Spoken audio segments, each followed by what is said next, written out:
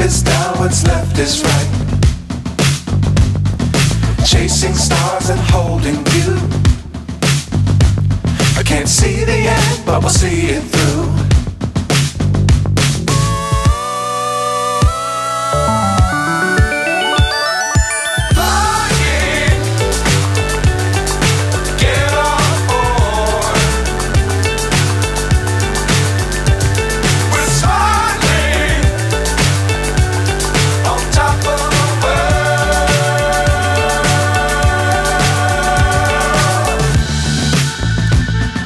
Dangerous times, don't fly too high.